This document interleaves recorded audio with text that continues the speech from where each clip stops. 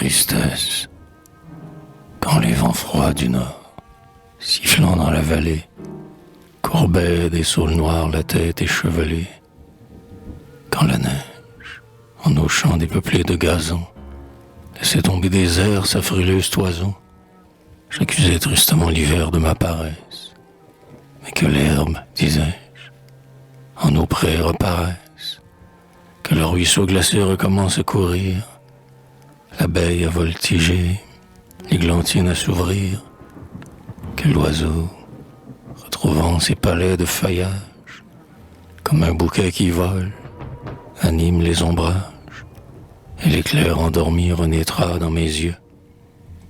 Mon front sera serein, mon cœur sera joyeux, et de mes vers captifs la source qui sommeille va comme le ruisseau, l'églantine et l'abeille, bondir et murmurer, voltiger et fleurir. Qui pourrait s'égayer quand tout semble périr, quand, veuve du soleil, dont l'éclat la fait vivre, la nature se meurt sous son manteau de givre? Attendez que la terre ait cessé de pleurer, je chanterai peut-être au lieu de soupirer. Tout est sombre à présent, voilà pourquoi ma lyre, pourquoi mon âme est triste et ne sait pas sourire. Le printemps maintenant rajeunit nos buissons, le torrent ne dort plus sous le joug des glaçons. Avec le renouveau, voici les hirondelles qui baignent dans nos lacs la pointe de leurs ailes, et le gai loriot, rossignol du matin, qui fait luire au soleil ses plumes de satin. Voici de fleur en fleur l'abeille qui butine, chaque rayon du jour éveille une églantine.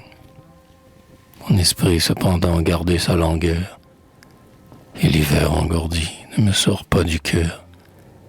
J'ai changé de tristesse et non pas d'habitude. C'est que la prévoyance est une morne étude qui jette un voile noir sur toutes les saisons. L'âme sans avenir n'a pas deux horizons. L'ennui fane en naissant nos plus purs délices, et de nos plus beaux chants dévore les prémices. Voilà pourquoi je pleure, et pourquoi mon amour, au milieu du printemps, n'en sent pas le retour. Comme j'étais joyeux au sortir de l'enfance, mon incrédulité défiait la souffrance. Les prés étaient plus verts, les arbres plus beaux, et les airs, ce me semble, avaient bien plus d'oiseaux. La nature, à cet âge, étincelle de charme. Chaque idée, en passant, nous emporte une larme. On essaie, on choisit 20 sentiers à la fois, et le plaisir dans tout s'éparpille, sa voix. On croit sur son génie assurer sa mémoire, on assigne une forme au rêve de la gloire. Les serres de l'amour étreignent sans douleur, même en pleurant, l'espoir les traits du bonheur. Plus tard, sans la choisir, on a reçu sa route. Le peu que vaut la gloire et le prix qu'elle coûte, on le sait.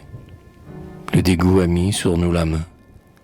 La moitié de nos nœuds s'est rompue en chemin. Ce qu'on voudrait former deviennent impossibles. Et ce cœur sillonné de rides invisibles, vieux, sans être un vieillard, l'esprit chauve et muet, on s'avance, isolé, vers ce terme inquiet qui nous promet de loin un repos dont on doute. Quand on souffre, la mort ne vient que goutte à goutte. Voilà pourquoi mon âme est si triste, et pourquoi le printemps, sans me voir, passe à côté de moi.